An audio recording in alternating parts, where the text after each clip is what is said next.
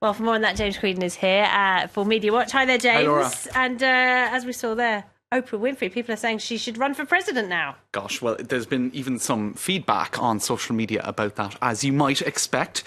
First up, people who were very positive about what she said is it's unifying, empowering, inspirational. A lot of people thinking that this was a turning point in the whole I suppose treatment of women in Hollywood, and that domino effect that we saw over the last number of months, where it of course it spilled over into other industries. So a lot of people saying that she just gave this extraordinary speech and it really kind of captured the moment.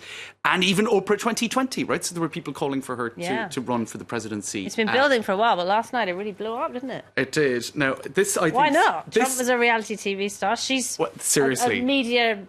She's just a titan of media, isn't she? And I think has a highest paid media star in the US. And very unifying. She is a very unifying figure. People love Oprah. But Fox News weren't too impressed with NBC because NBC apparently tweeted that something very positive about that whole idea of Oprah going for the presidency, and Fox News were not so impressed with that. So you can see there that the gloves were off pretty quickly on social media and online, and it's as divided a landscape as ever. You can't even... Can you imagine? No one can get behind anyone. Huh? Oh, gosh. In 2020. It would at least be good television, even if it would probably have everybody going a little bit crazy. Then there were these sort of comments. Sorry, but Oprah isn't going to be a future president. And some saying she knew, but she remained silent. So the thing is, I suppose, there's been such an array of sort of different threads to the whole debate. You can leave that up, Harry. We should probably get rid of it, shall we? Let's just put it back on something less controversial. There was Me Too, but then there was also... She knew, they all knew, etc., etc. And I suppose Oprah, she might have had an idea, right? But I suppose the whole point of this ceremony, the first time that Hollywood kind of got together in the aftermath of it all, is that it was meant to be cathartic. It was meant to be people saying, look, whatever about how things went before. I'm surprised any of them dared say anything at all last night. God, it sounds like they wouldn't want to say the wrong thing, would you? Damned if you do and damned if you don't, I think, in the case of a lot of the men. And I'll show you some of those comments later. In any case, Harvey Weinstein was... the elephant not in the room. He wasn't there, funnily enough. He wasn't there. That would have been brave, wouldn't it? Smart enough to stay away. Yeah. Seth Meyers, who hosted it, that was his expression. Not the elephant. On the list. Not in the room. And as the New York Times points out, this was the first time that the Hollywood establishment came together, and there was a real sense that this was now drawing a very much a red line under it. Now. The thing is, despite men turning up and, wearing suits like they always do. Yes, well, there is that point. No one said anything when they were actually getting, when they got an award. Not one male Golden Globe winner mentioned Me Too or the other slogan of the moment, Time's Up, in their speeches. So that was noted. It was duly noted.